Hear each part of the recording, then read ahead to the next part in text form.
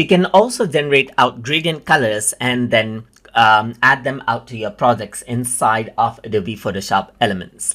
So over here in expert mode, if I were to go around onto the layers panel, then on the top you can go around over here onto more options, and here you can see gradient is an option. So if I were to go around and click right here, then you can see that immediately a gradient is added. You can go around and choose from different preset gradients, as you can see just like this, and the gradient will be added to the project. You can choose from different type of gradients. For example, you can choose radial gradient, you can choose angle gradient, the linear gradient is the default one. You got reflected gradient where you see double right here, and then you got a diamond gradient as well. You can go around and change around the angle right here. You can work around with the scale over here of the gradient as well, just like this, as you can see. You can even reverse out the gradient right here. So let me just go around onto radial right here, and this is what you have, as you can see. So I'm just going to go around right here, and there you go.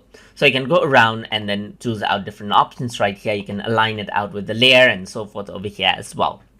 But one of the things that you can do with gradient is you can go around and adjust it to the way you like. So I'm just going to go around under linear right here, and I'm going to go around with the scale. So let me just go around, decrease out the scale, and over here in gradient, I'm just going to click. And once I do that, the gradient editor opens up, and here you can see that I can go around and move around the different sections right here. Let me just go around onto the first gradient, and this is what you see right here.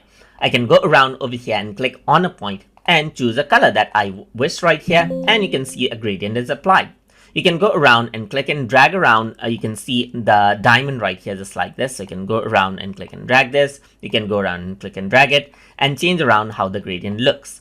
You can click anywhere right here, and then a gradient spot is added. So you can go around over here and choose around a color as you wish, as you can see. You can go around and move this right here, just like this. You can go around and click right here, add in more colors as you wish, as you can see. So another thing that you can also do is you can go around and then make sections of the gradients transparent as well. For example, you can go around and add a spot right here, and then you can see that this is the location, as you can see right here.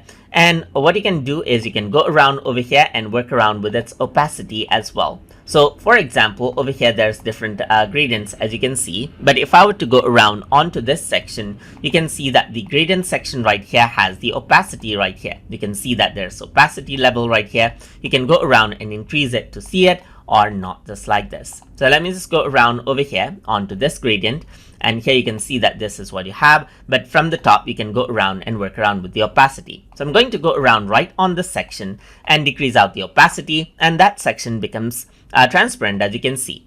You can go around and then move out these points to control out how the opacity actually works. So let me just go around, click and drag it right here, and this is what you have. If I were to go around and click right here, you can increase out the opacity right here, as you can see. You can go around and then click on this, and then this is what you have. You can decrease the opacity, increase this out, move it out onto the side, just like this, and this is what you have.